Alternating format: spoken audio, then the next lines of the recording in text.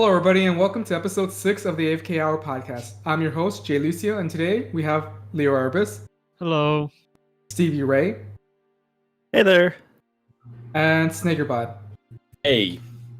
The tone for this podcast is going to be a bit different. We're going to be discussing multiple controversial topics in the gaming scene, which all have to do with some sort of toxicity. We originally were not going to talk about this, but then we realized that this is something we're going to have to talk about. And with certain things happening on the daily, we feel like this is something we shouldn't omit. We all feel like in order to improve gaming as a whole, this is a conversation that everybody should have. We're going to share some of our own personal stories about toxicity in gaming, such as things that were directed to us or what we witnessed. We're also going to discuss Twitch and social media culture.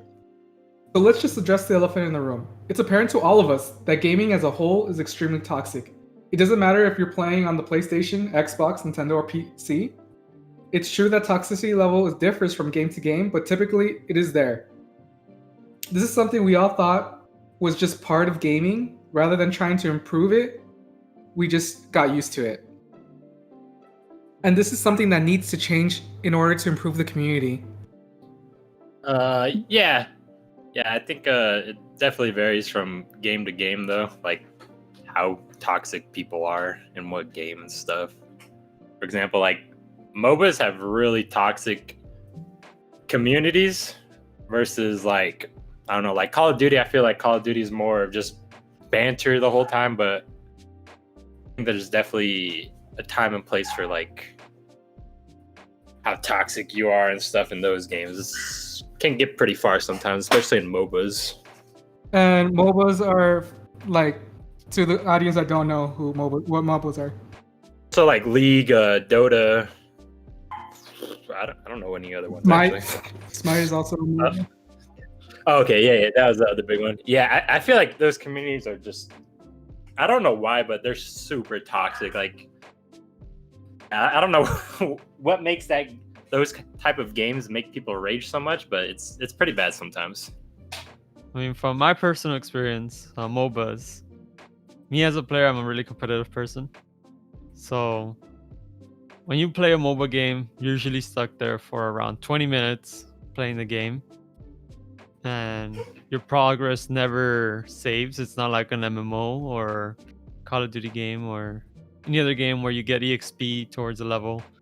And you basically start from level 1 all over with different people, different character in a different game. So if you're going to be stuck, I'm not saying it's okay to be toxic, but this is my personal experience on why I rage in those games. Is you're gonna be stuck there for 20 minutes, bro. In those 20 minutes, you're not gonna have the best players, obviously. I try not to flame my team or anything, but just sometimes you get to be, you expect to be placed with people around your skill level, and maybe you are yourself just dog shit. You just don't understand, don't grasp it, so you flame your teammates. But when you're playing for 20 minutes and your team is just straight garbage, like I don't know about everyone else, but I'm furious. It's like, seriously, dude, I'm wasting 20 minutes of my life trying to win, and you're over there playing like dog shit, and you can't do like better, like I don't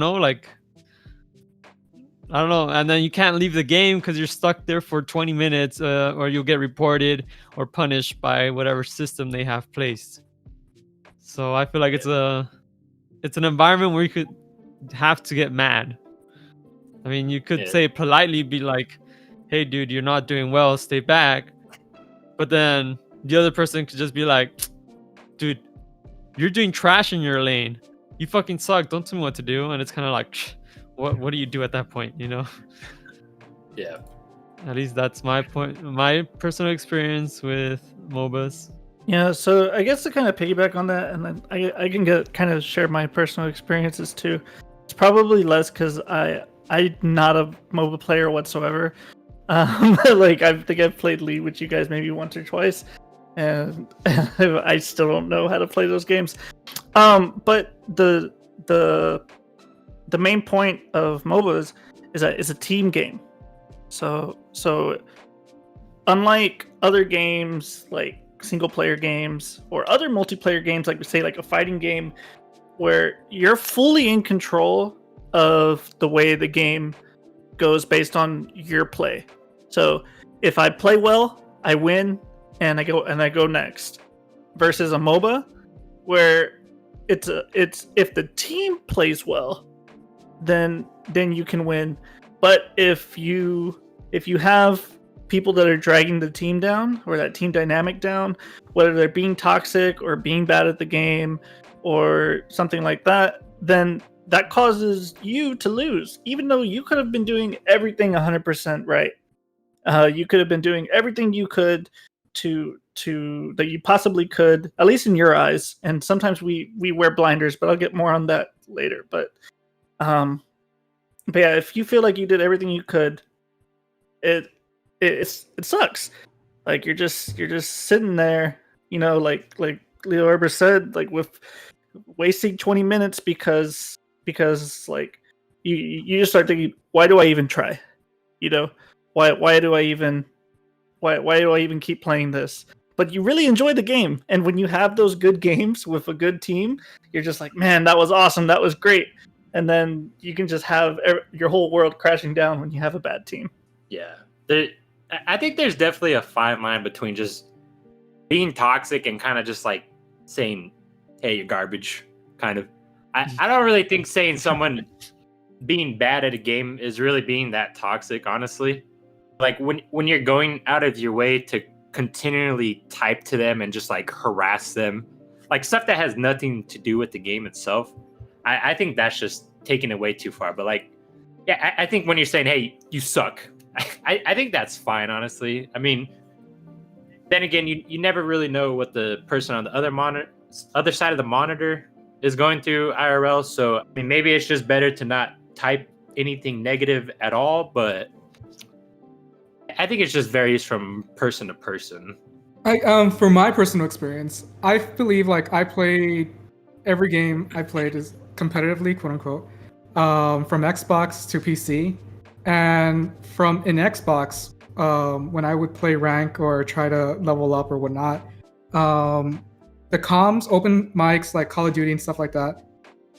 At first it was fun, and like people do rage. They start when you beat them, and like it's so little that it's like a really close game and you win, like you get over them, and they get really upset and people start raging at each other.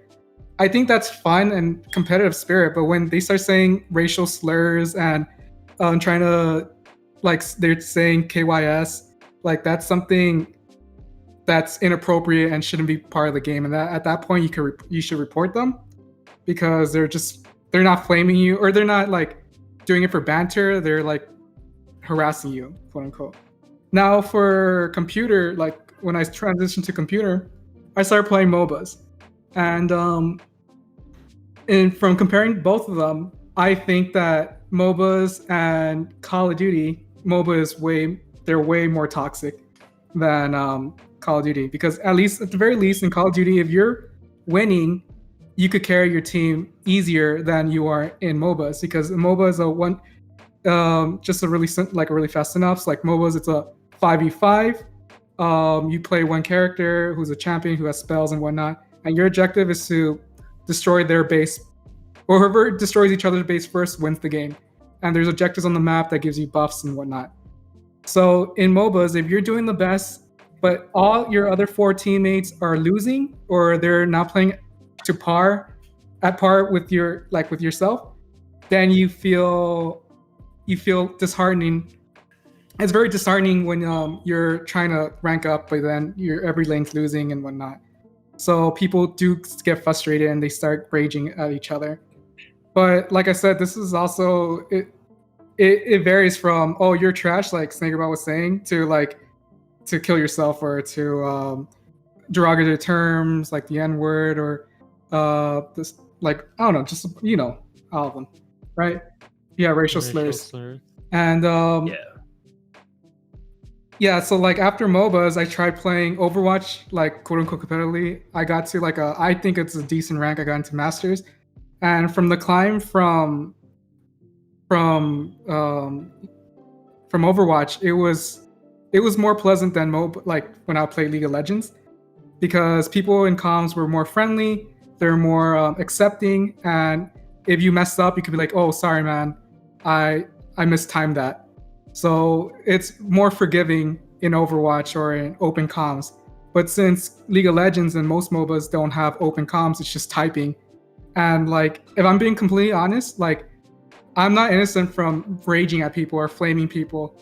And that's something as a person I grew and I try to change. So whenever I do start getting angry or I start like being toxic, I just mute everybody. And I just try to limit my toxicity and keep it within myself. And yeah, like League of Legends is probably the game I raged the most in. There hasn't been any other game that I've played that makes me so livid playing it. That's the truth. Like, there's something about it, but like I can't stop playing it because I guess we're all addicted to it or something. Yeah. Right? Hit a gold mine. Right? It's a company that made the game. But yeah, like, this is the most toxic game, yet I can't stop playing it because I don't know, like, and everyone in the community agrees that it's extremely toxic, but no one's doing anything to change it. The developers tried. They had like a tribunal where people could review cases when they get reported, and you could ban that person if you think it's offensive. But they threw that out the door, and they tried another system, but it's still trash in my opinion, and it still doesn't address the bigger issue, like toxicity. And people are trying to find different like solutions for it, but there still hasn't been a solid answer. Yeah, so like Lucio said, one of my favorite games is Overwatch. So probably as much as these guys love League, I really love Overwatch, and I've been playing since release. And like, although I don't climb very high, I've improved in a couple ways. I've improved as a player, like I've gotten better at the game, but I feel like I've also improved as like a teammate and as like a gamer, I guess you can say. but what I mean by that is that when I win or when I lose a match, especially when I lose a match, I've started looking back at like what led to the loss.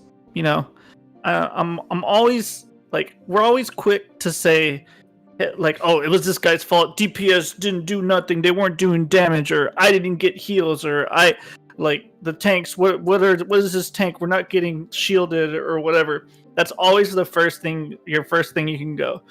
But what I've started doing is you just take a look at the whole game. Like, what could you have done? What were the factors that led to the loss? You know, there's always pivotal moments in every game, and what led to the loss? Could you have healed somebody and saved the game? Could you have ulted sooner and saved the game? Could you have like killed a valuable target and saved the game? You know, there's always a bunch of pivotal moments in games, and if you can look at those moments and find out what went wrong and learn from them, I think it's gonna make you a better player, like overall. And I know, like, for myself, like looking back at VODs and because I played for a semi like casual team or whatever, where we would go to tournaments and play together for Overwatch, and we would have VOD review. And like, as a tank player, like I'm like, oh yeah, like I never get healed, you know, like my DPS are always bad.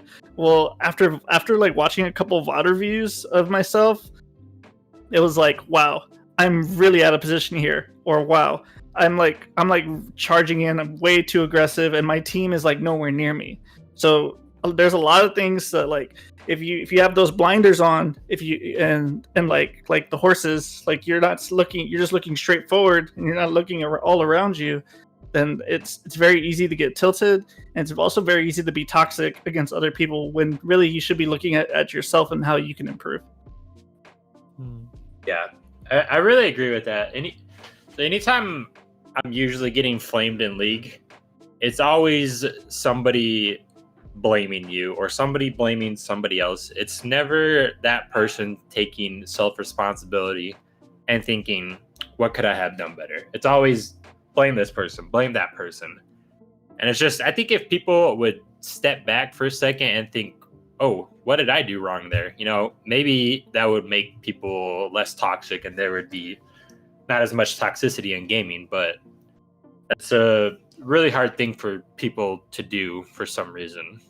And we're not saying like banter is a bad thing, because I mean, banter in any like sports regularly or in person or in video games, I think that's something that we welcome. Because let's say you're playing a game and then you die, they kill you, right, or something, and they make fun of you, like, oh yeah, you suck, and then you're able to, like 10 minutes later, you're able to kill them. So then you could do this kind of friendly banter. It's like, oh yeah, I suck. Oh, I killed you. So what does that make you? You get me? So like I think that's okay. But then there comes to a level where someone takes it personally, and that's when people become toxic, and that's when like they're saying like really messed up stuff. 9 times out of 10, if somebody teabags me in a competitive game, I am going to immediately, my number one priority is going to be to kill them as fast as possible. Yeah. So, but it's just the competitive mindset though. Yeah, it's the same thing with COD. For some reason, like people don't teabag in this COD. When you kill someone and you're mad at them, you just keep shooting their body so that they see it in the kill cam, and then like you guys just like kind of hunt each other down the whole game and do the same thing back and forth. And that makes it fun. Yeah, it's fun. It's fun. Yeah, it is. So like another issue is that I briefly talked about this, but people turn into the worst version of themselves when they get really livid. So when we used to play Xbox, whenever we were winning or we would do bad or something, people would just call us, because just a really fast note that we're all Hispanic, and I guess we do have kind of an accent, but we don't realize it because we've been this is our voice and we've been around each other, so we don't really acknowledge it. But when we used to go to lobbies in Xbox, people would say, "Is that Mexican? Get him out of here!" Or especially now, whenever we play Modern Warfare on PlayStation on the computer, people say, "Oh, Trump 2020 built a wall," because they're referring to us because we're Hispanic and stuff like that. So I mean, I don't know how people. I guess people could view it as banter, but yeah, at the same time, it's kind of hateful speech. I don't know. What do you guys think about that? I agree that it's really hateful speech, but I personally, I mean, since we have dealt with this since we were little kids playing, as you said, Modern Warfare 2, or in the Xbox, Halo, like, I'm used to it. Like, when I hear that, I just find it funny. But that's just me. I know there's people that get offended by it. I personally find it funny, and since it doesn't bother me, but that's just me.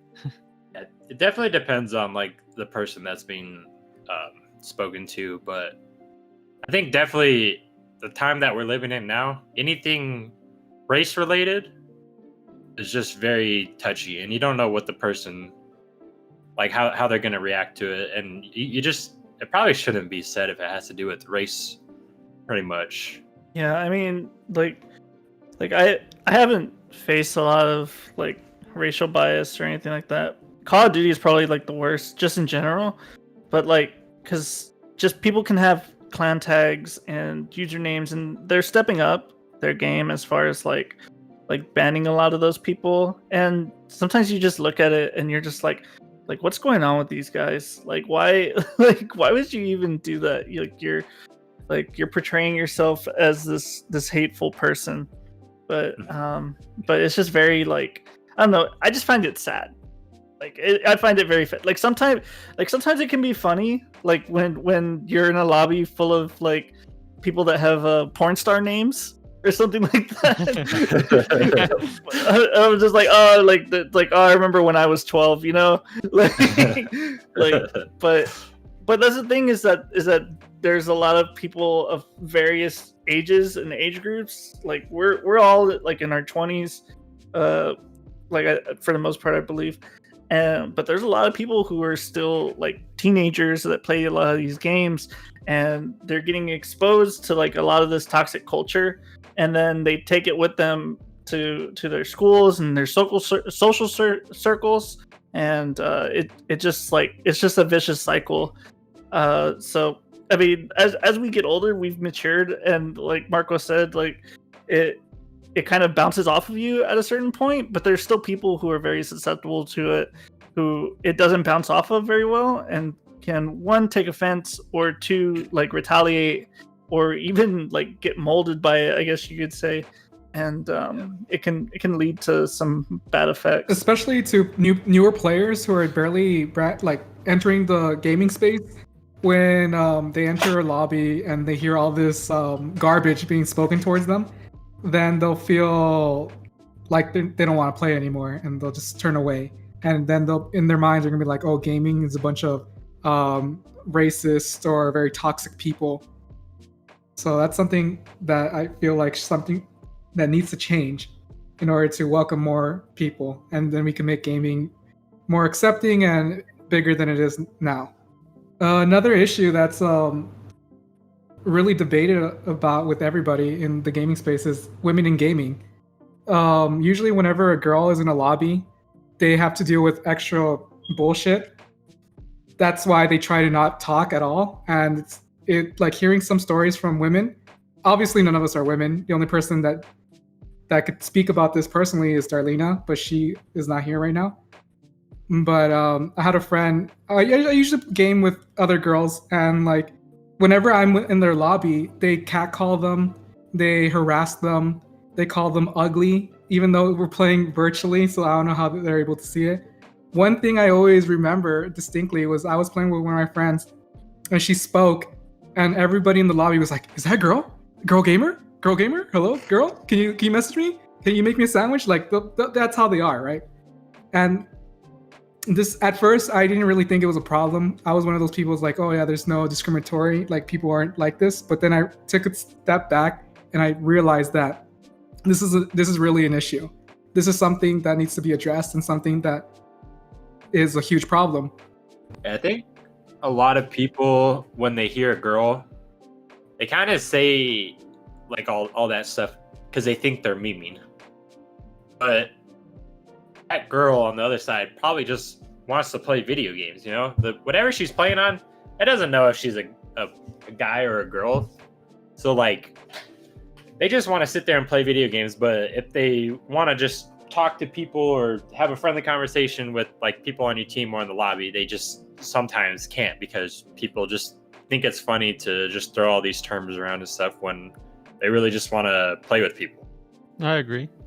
Yeah, it's ridiculous. Like I've seen those same lobbies that Lucio's called, where as soon as you hear the voice, they're just like, "Oh, shut up! You're just a girl." Like whatever. Yeah. It's just really because like there's a lot more men than there are women in gaming, and it's the same thing in the tech space too. There's a lot more men than women in the tech space, and so there's a perceived like, oh, that means that women aren't as good as tech as men, you know, and it's just gender inequality thing.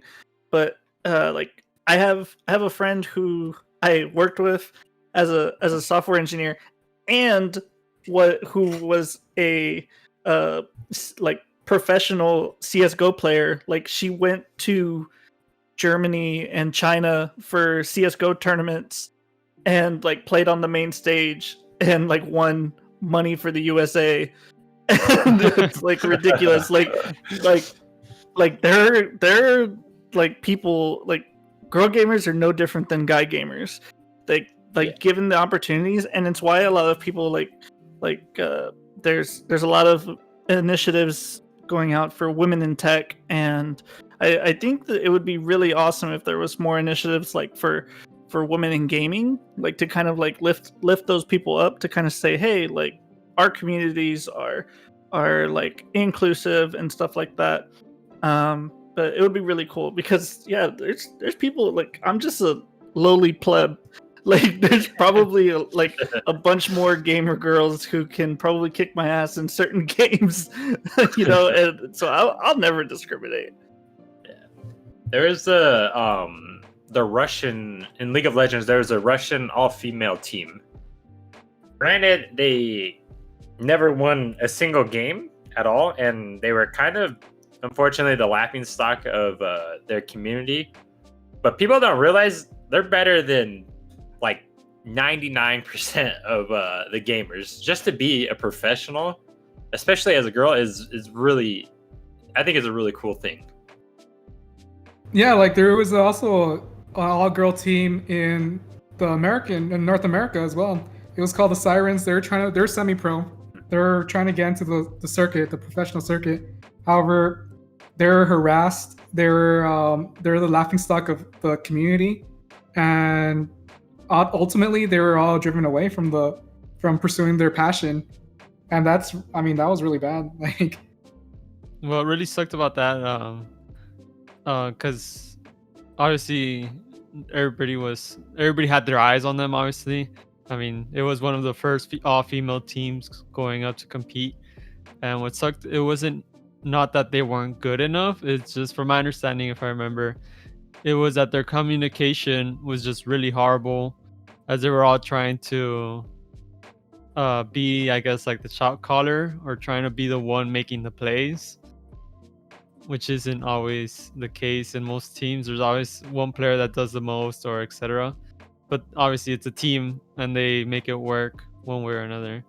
But from my understanding, is that they weren't able to do that, so they just crumbled. so another thing that also is an issue is Twitch culture. From professional gaming, most professionals, they turn into Twitch and they become professional streamers. Like XQC, he's a professional gamer who transitioned to full-time streaming, and he has a huge community. And there's like around 30,000 watching him, and some people are toxic there too. Usually whenever you enter a broadcast, people for the most part are very friendly, but there's always some people that are just extremely toxic. They just want to belittle the streamer, even though like they don't have to be there. They could just leave whenever, but they feel obligated to go out, like to go into their chat and just try to ruin this person's day. And this is something that's been an issue as well. This is another issue. There's this subreddit called Livestream Fails, where people just try to belittle streamers and try to hurt, like just to intentionally hurt them and whatnot.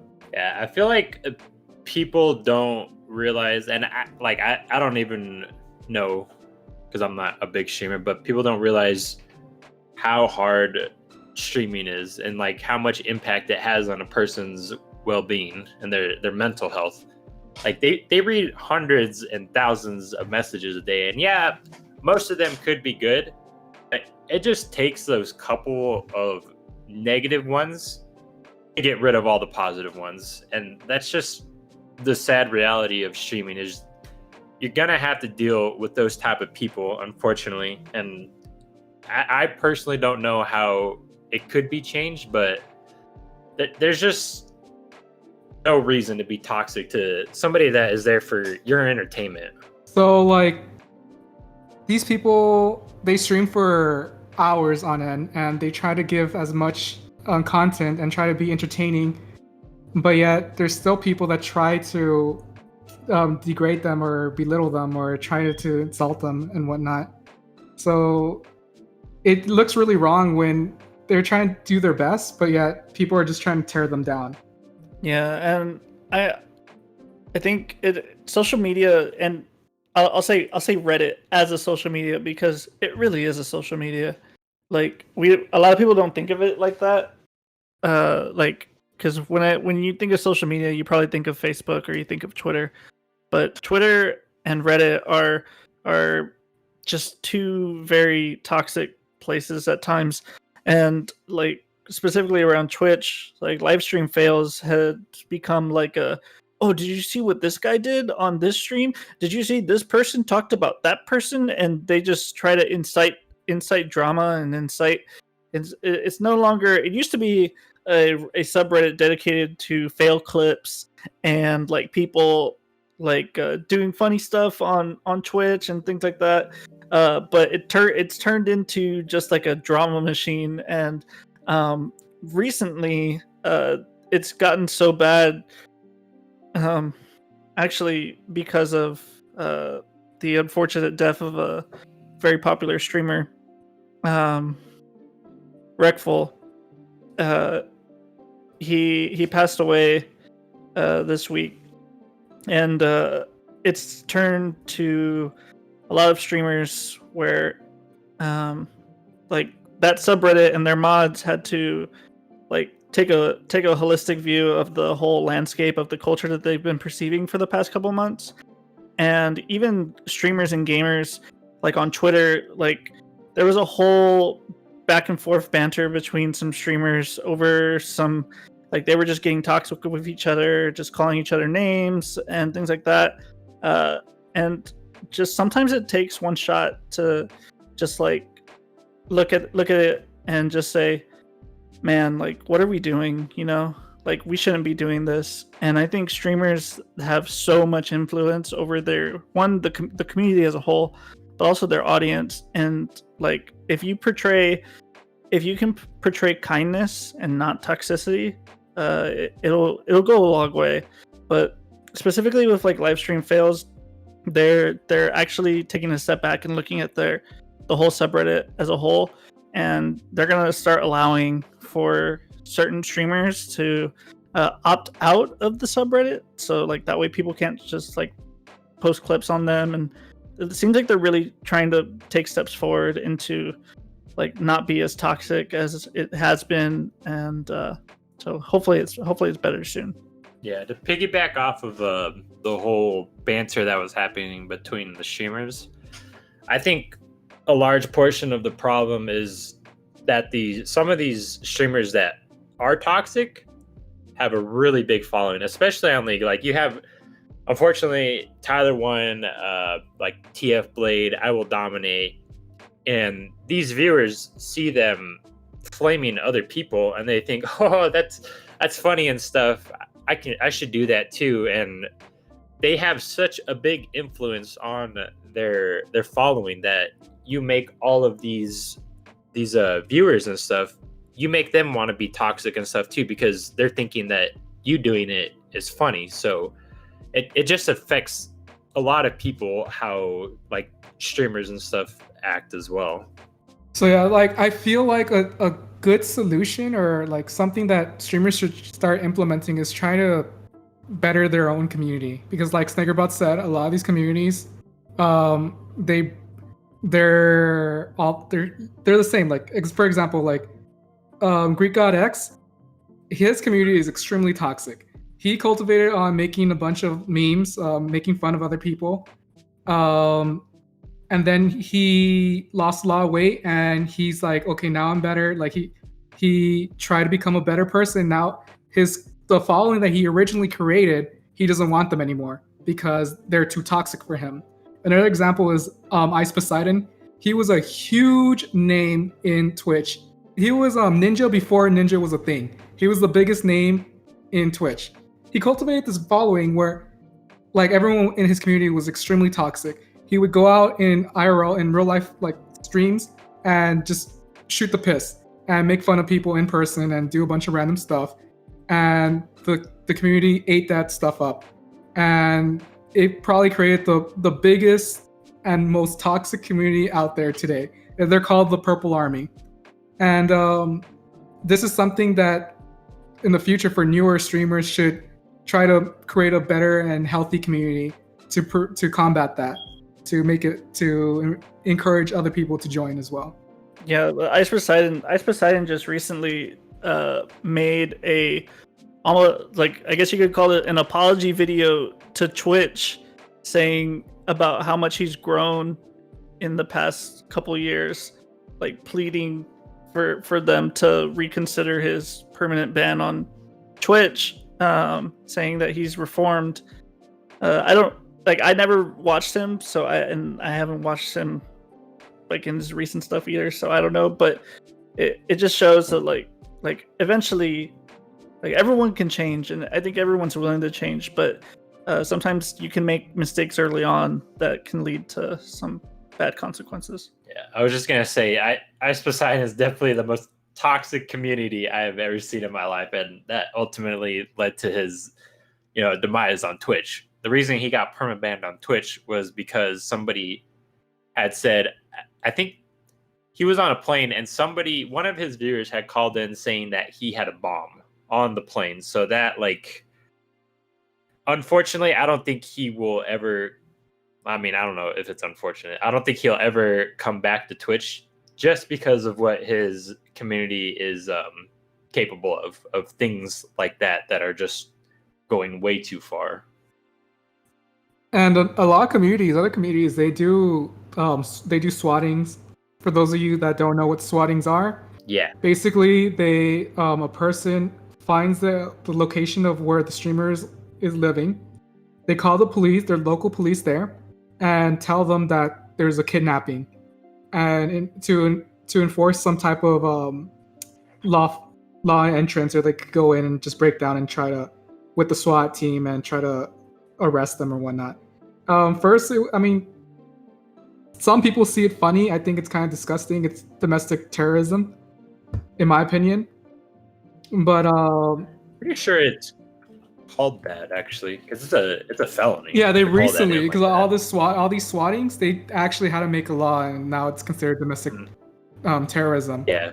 And like, people would do it because it was a joke. It's quote unquote funny, and but eventually, like, these SWATs became lethal. Like, these SWAT teams would go in, and they would accidentally shoot somebody or kill somebody, and then it becomes from just a harmless prank to someone being laying down on the ground dead because they got shot because they thought he was a threat. And I know that there was this case, I don't know what state, but that's what happened. Someone called the SWAT on this person who was streaming, and the police came to his house and shot him.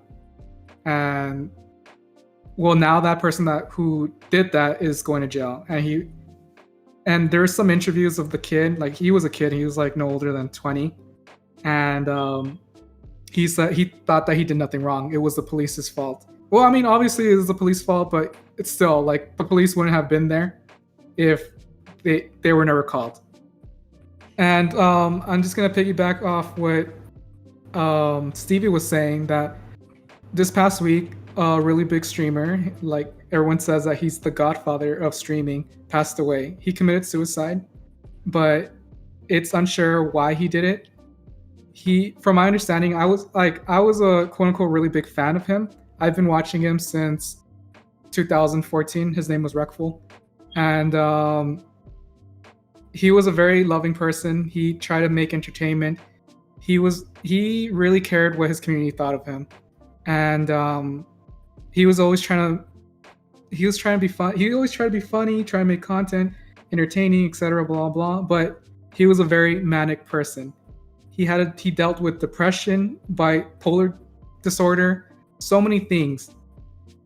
But that never held him back, and he was very transparent on the things how he would feel, like how things were going in his brain, what he was thinking, and he would talk about how his brother passed away, and his brother also committed suicide, and it's something I was telling the guys. This is something hereditary. Like, this was something that the entire family has to deal with, because they all deal with this depression, this monster that is depression. And the community at times would go out of their way to message them privately or on stream to kill himself, or quote unquote, like, these are the exact words from the message, like, it'll be like something to the extent of, I hope you kill yourself just like your brother did. So that's how these communities encourage these streamers to do self-harm. Now, like, obviously we don't, like, that's not the main reason why he committed suicide. It's something that's a long history of mental illness, but it sure was a factor in it. The community always encouraging him to do it, belittling him while he was trying to create content for them. It's really heartbreaking. And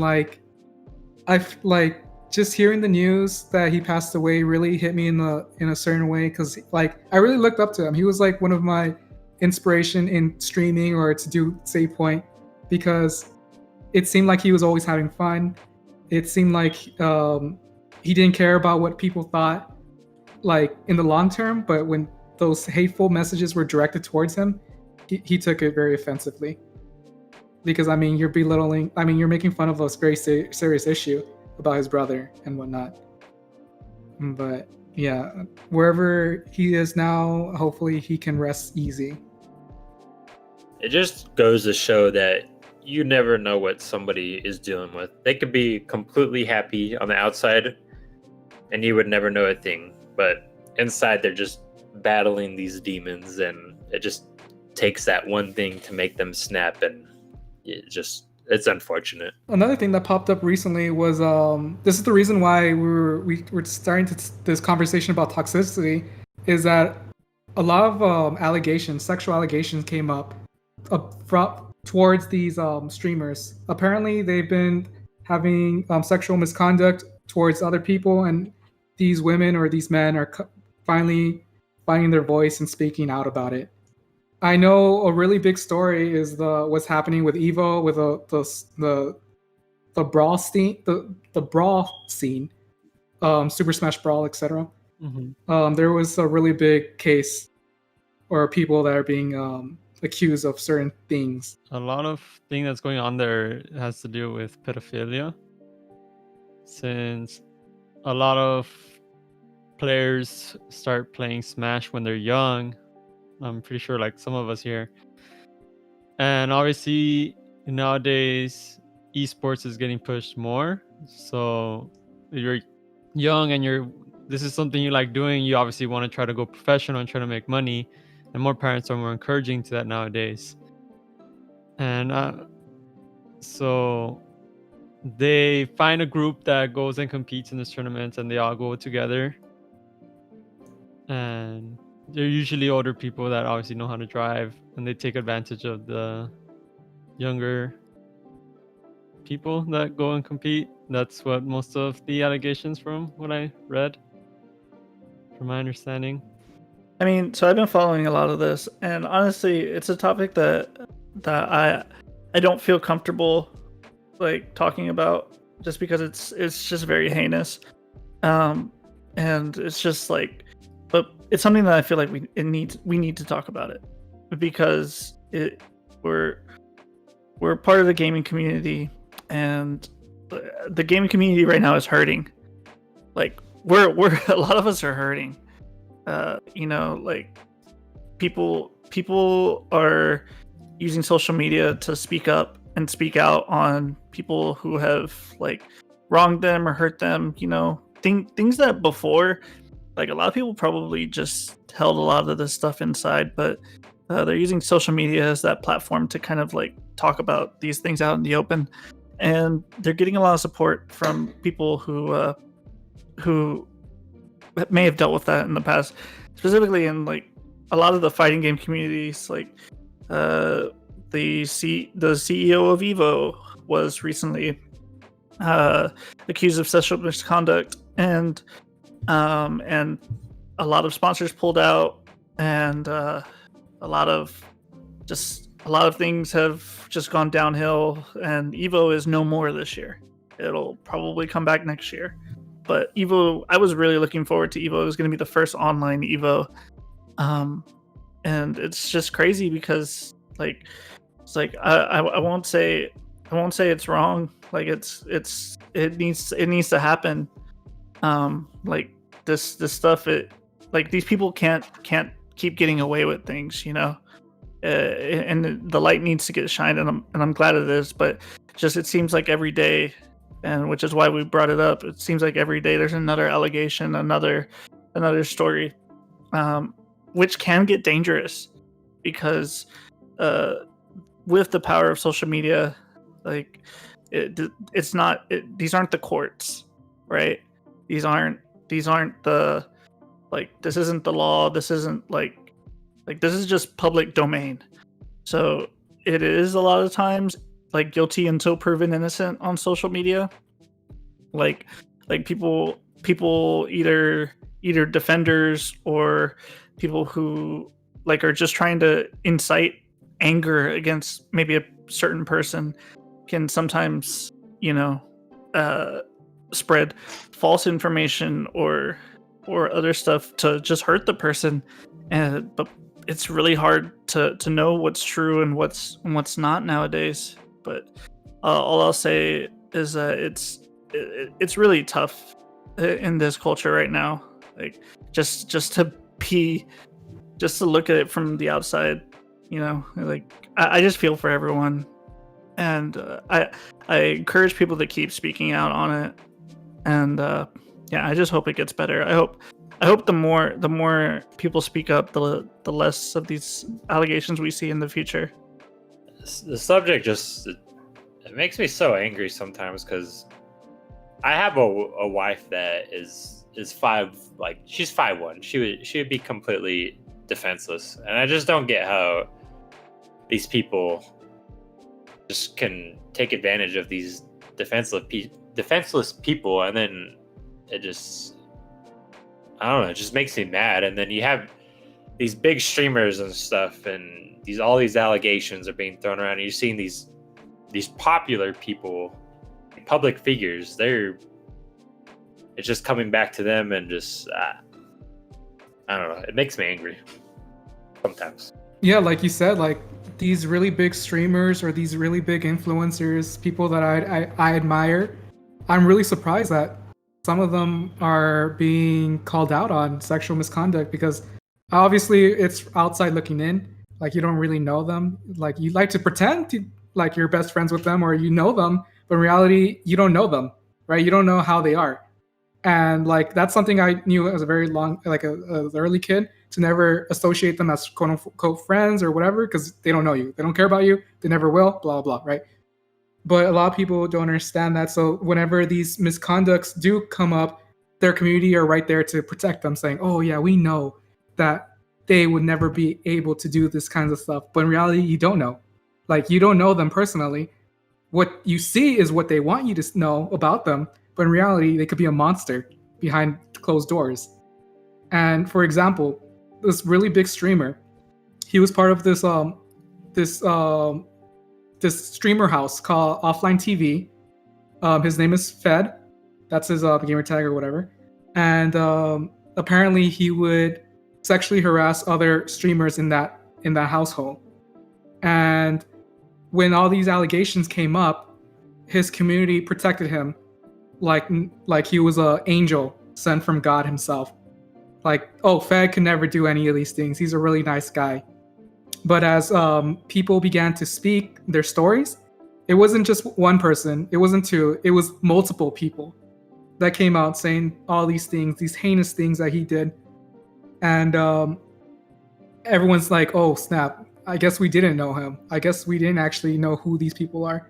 But even now, like after all these things are being said, some of his community are diehards. They're just like, oh, we're going to follow you to the end. These allegations are all false. We do not believe you or believe any of them.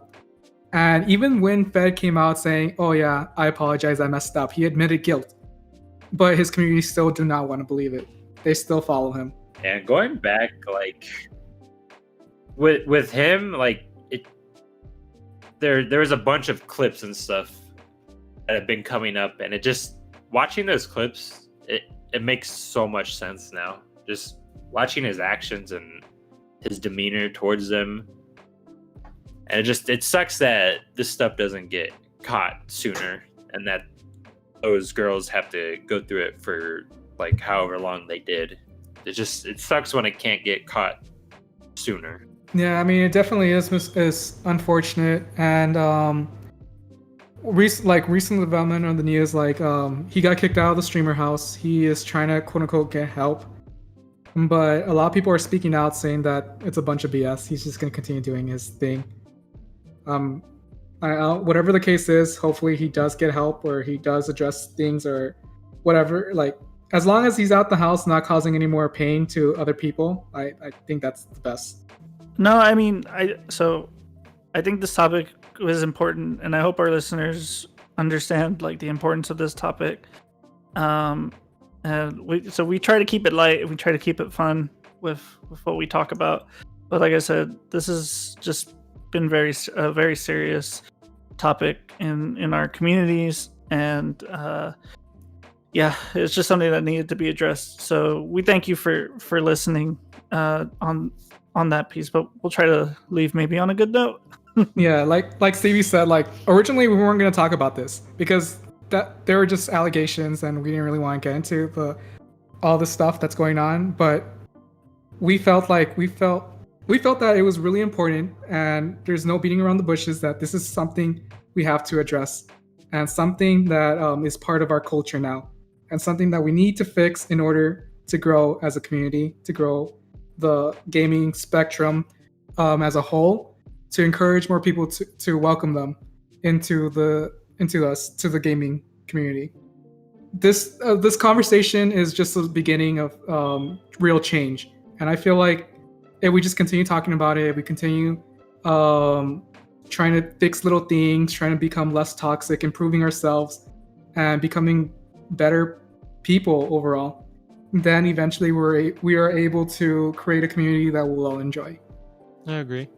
Okay, well, so yeah, like Agreed. we're gonna switch to the subject, and the last subject we're gonna talk about is COVID-19 update.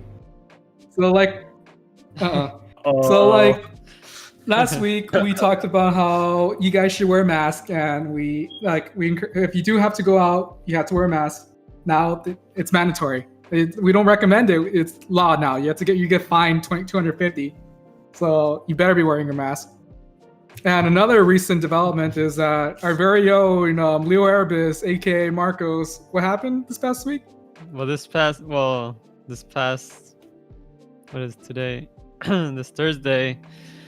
So I got tested back on June 23rd, and at the time I only had a sore throat, and my brother, he was living with us here for a while. He got tested twice. He came out negative on both.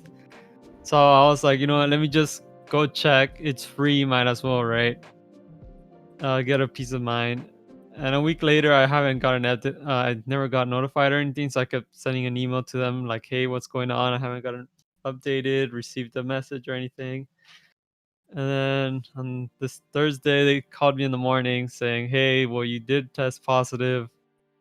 So apparently I have COVID-19, and calling everybody that I've had come in contact with, letting them know.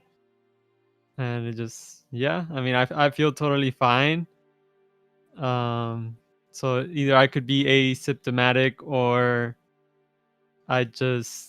it was maybe a faulty test. I wouldn't know until I get tested again. And that's what happened. Where do you think you got infected? Do you go out often, or what happened? I mean, I was going out. I mean, I wasn't going out to bars or anything like that. I would go pick up food, go to the store if I had anything, if I wanted to buy something, whatever it was, snacks or whatever. I did hang out with a cousin of mine and a friend, but we were just at a pool, just like at a private pool, obviously at someone's house, just chilling there. Not really inviting anyone over. It was just like 3 of us. But I honestly don't know. I mean, as I said, it could be a faulty test or something, because as I said, I don't feel sick or anything besides having an affected throat. I am already taking medication because I had is it pus? Is that how you say it in English? Pus? Pus. Yeah, pus in my throat. And so I did a virtual call, and I showed it to them, and they gave me some pills, which I'm taking twice a day now. But then that's when a couple of days later, I got my results for the COVID-19, the COVID test, which I came out apparently that I am positive. So now I am stuck in my room, and honestly, this is really, really boring, and it sucks. It feels so weird being locked. Like, don't get me wrong, I'm a gamer. I'm usually in my room all the time anyways. But knowing that I can't just go out to the kitchen because I live with my family still, or even go to HEB to go buy whatever I want, it does suck, and it's been a challenge. It's even worse knowing that you're not allowed to go out. You're basically locked in your room. Yeah. What is your family doing? Like, do they bring you food, or like, what are you guys all doing? Yeah, so everyone else is out and living in the house. They suggest that we quarantine, so I told them, hey, you guys can't be going out either. You have like a bucket in your corner or No, something? no. Thankfully, no. So what happens, if I need water or something, I text my mom or my sister to bring me some bottles, and they leave it outside my door. And then I have a Lysol spray in here, so I'll open the doors, spray, get the bottles, and close my door. And then I'll just drink that. And then if it's food, since we do have a dog, if we put it on the floor, I'm pretty sure he'll eat it. So what we do, I mean, my mom gives it to me, hands it to me, and then she washes her hands. And that's pretty much it. But to the restroom, when I go to the restroom, thankfully my room is right next to the restroom, which is far away from pretty much everyone else. So I just go to the restroom, do what I have to do, and then I spray down as I'm coming outside with Lysol, the doorknobs, everything, and then I just come back into my room, leaving a trail of Lysol behind me back into my room. It kind of sucks, man. My parents, they're really panicky people, so they're really worried. And my mom, I'll cough or something, she's like, "Are you okay? What's going on?" And I'm just like, "Yes, I'm okay, mom." Just that mom instinct. Yeah, it's like, I'm okay. As I said, I feel totally fine. And at any point, did you not feel fine? Like, everything's good though? Like, I mean, no, I feel fine. As I said, I just have an infected throat. I mean, there was way back a couple, a month or two when it had just started. I had gotten, I guess, the cold or resfriado. I don't know how you say it in English. Pretty much, I went swimming, and it was really cold. I'm talking like it was like 40 to 50 degrees outside, and we went swimming because big brain. And so I started getting sick. I started getting the flu.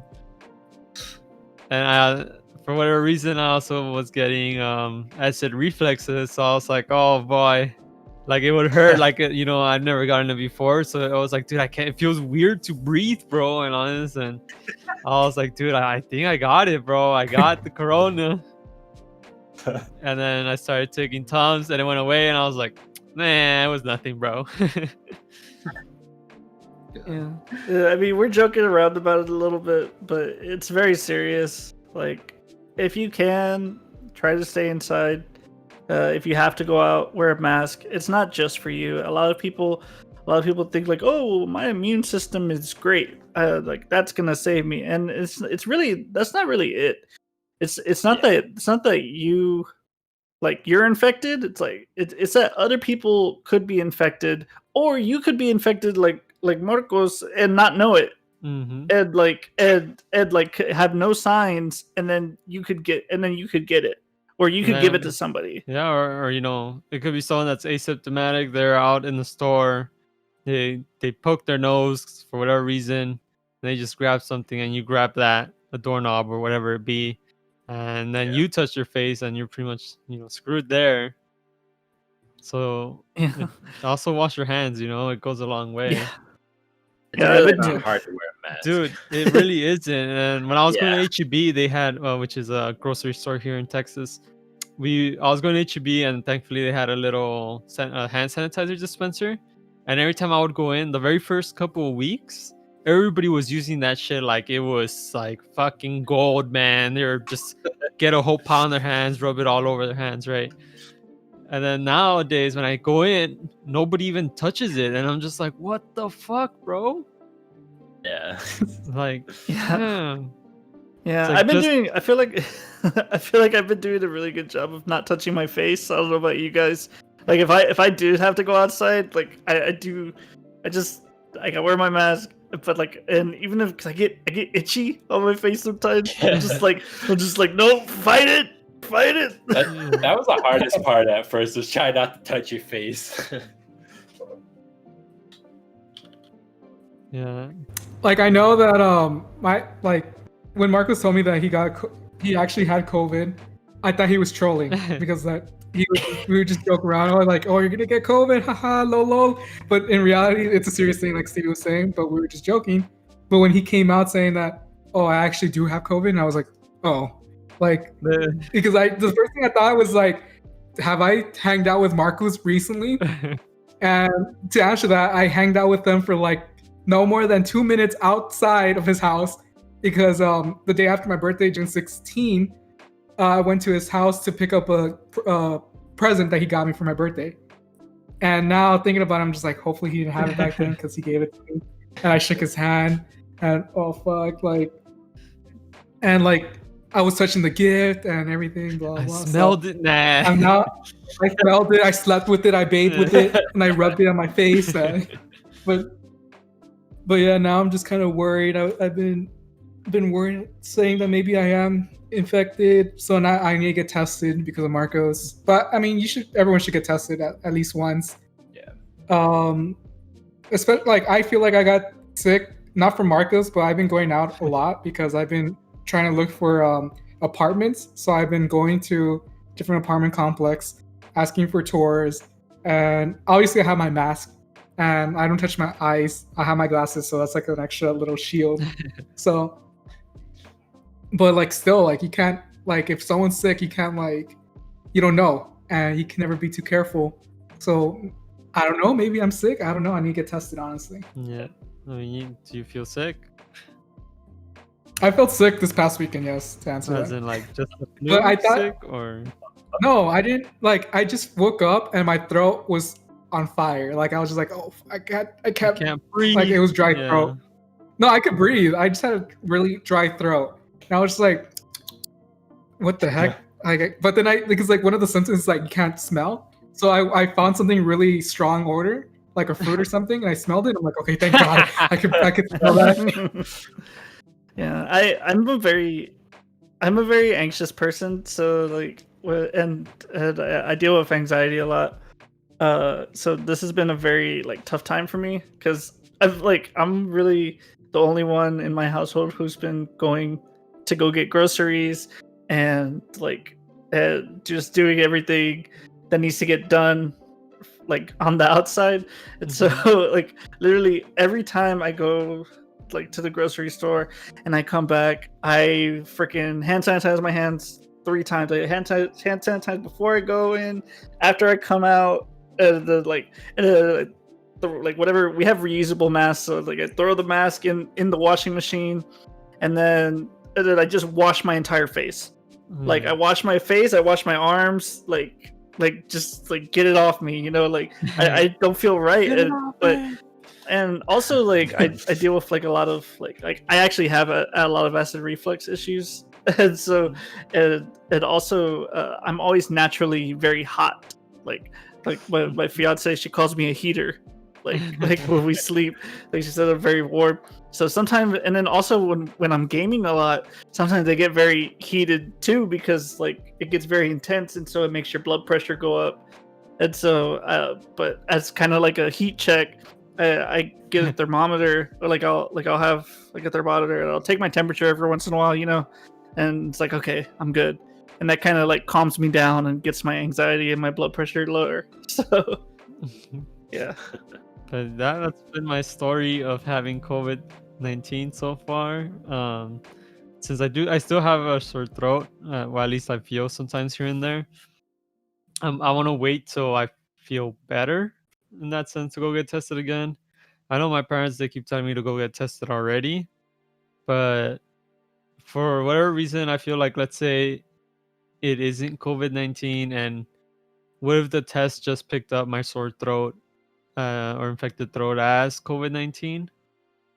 It wouldn't make sense to me to go get tested again. And it's gonna be like, oh, well, you still have an infected throat, and COVID picks it up. The test picks it up as COVID, you know. And I keep telling them, but they're like, no, since they're all panicky. And I'm just like, dude, chill. I mean, it is an epidemic out there. Even if I were to test negative, doesn't mean you guys should be going out. When I got tested, my mom was calling me like every hour. Did you get your results? Did you get your results? Like, no, Mom, it's okay. I'll be fine. And what sucked is that mine, they took a whole week, bro. So That's a long Yeah, time. which makes no sense because so I have a cousin that was there when I took it in the same day, and they got it like 4 days later, and he came out negative. And I had since his grandpa had just passed away, we all met up like a couple. I forgot when it was. It was a couple weeks back before I felt sick. So I don't know, man. Like, man, do we tell this guy No, or do we not? I don't know. I mean, I told him I was like, hey, so I came out positive, bro. I mean, to me, it felt kind of like one of those. It felt awkward. It was like calling those people up when you have a one-night stand and you get an STD, and you're like, "Hey, so I tested it positive, for STDs."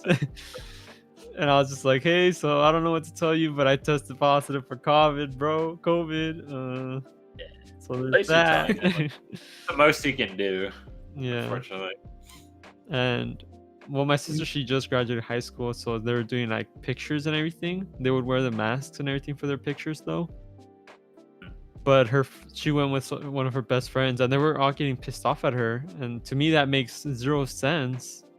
Like, I don't know about y'all, but if my friend was like, "Hey, my brother just got positive, and I know we were hanging out, just an FYI, dude, this is going down." I'd be glad. Yeah, like at least you told me, Yeah.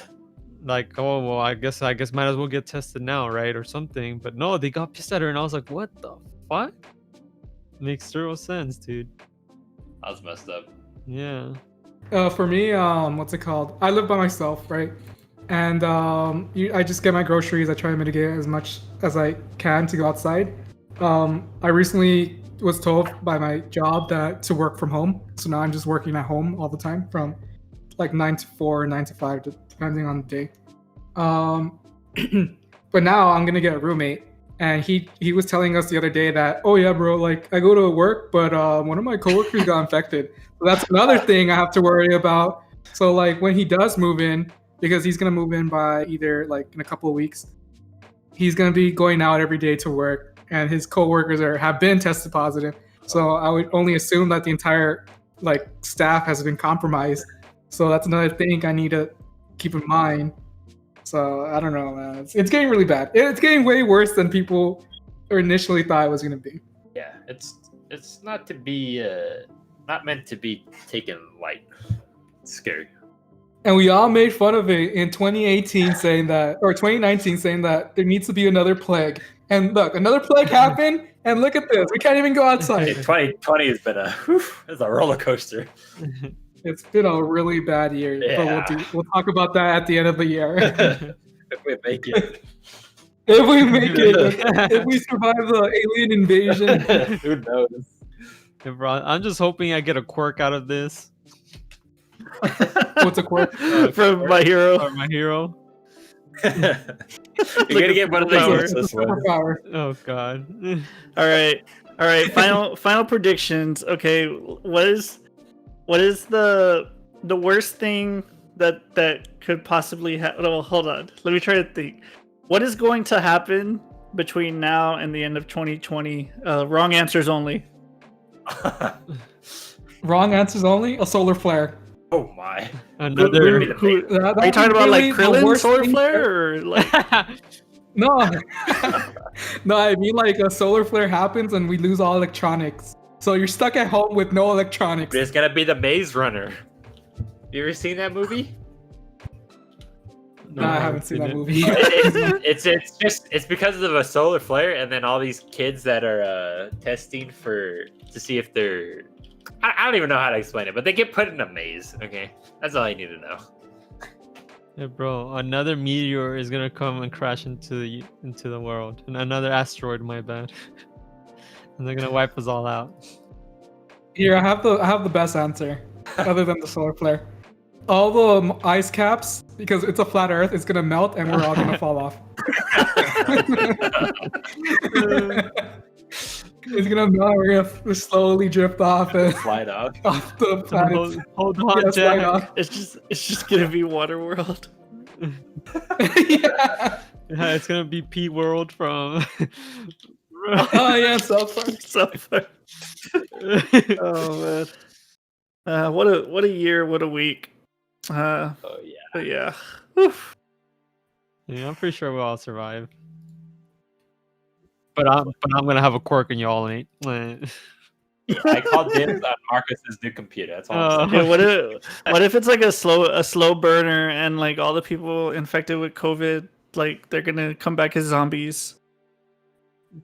I'm coming for George first. Nah. If there's a solar flare, I mean, I live in Vegas, so it'll probably just feel the same. I just hope if it does happen, if that happens, I hope it's during EDC. Oh no! So I won't have to worry about what happens. What do you mean? We'll be stuck in the Hey, desert. bro, We're gonna die. I'm gonna be turning into a zombie. If there was a solar flare at EDC, we would definitely would die. We're talking about the all zombies. Oh, I thought you were talking about solar We were flare. turning into zombies, a slow burner. Just hit me up. I'll come pick It you up. would just be dancing, and out of nowhere, Marcos, what are you doing?